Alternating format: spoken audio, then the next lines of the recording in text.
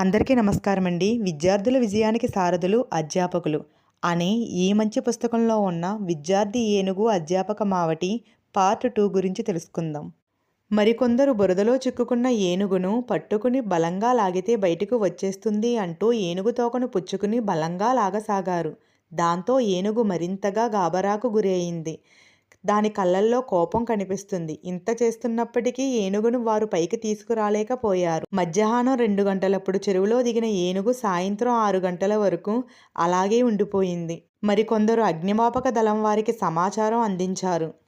ఏనుగును తాడుతో కట్టి అగ్నిమాపక వాహనం లాగి తీసుకురావచ్చుననే సలహా ఇచ్చారు.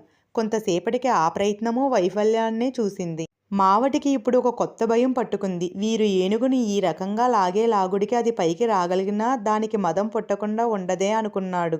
ఏనుగు మునిగి చచ్చిపోతుంది అని భావించిన కొందరు ఆ ఘోర దృశ్యాన్ని కల్లారా చూడలేమని అక్కడి నుంచి వెళ్ళిపోయారు.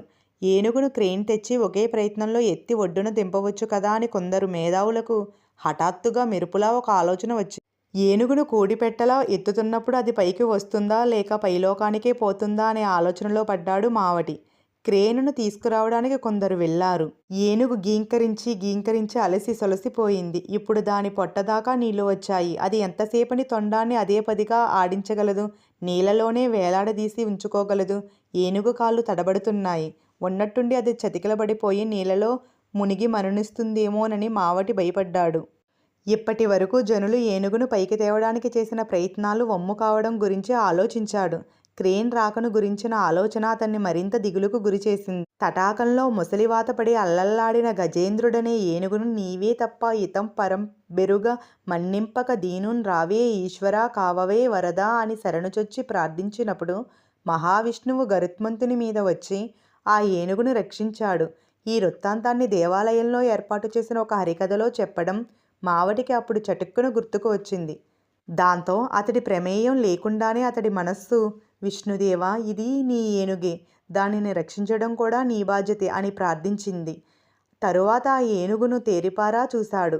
అది దిగులుతో ఓ మావటి, నన్ను నువ్వే కాపాడాలి అన్న భావనతో అతన్ని చూడసాగింది. భయపడకు, భగవంతుడు మనలను తప్పక కాపాడతాడు అని కంటి సైగతోనే ధైర్యం చెప్పాడు ఆ మావటి. హఠాత్తుగా తనలో పెల్లుబిగిన ధైర్యంతో ఆ మావటి ఏనుగును పైకి తేవడానికి ప్రయత్నిస్తున్న వారితో చేతులు జోడించి ఇలా అన్నాడు. అయ్యా, అందరూ ప్రశాంతంగా కాస్త దూరంగా వెళ్ళండి. ఏనుగుకు మదం పట్టితే ప్రమాదం. ఎవరూ దాని తోక పుచ్చుకుని లాగకండి. కాగడాలను ఆర్పివేయండి. తాడుతో లాగవద్దు. ఇది ఆలయానికి చెందిన ఏనుగు. మా దేవుడు తప్పక దీనిని కాపాడతాడు అని చెప్పాడు.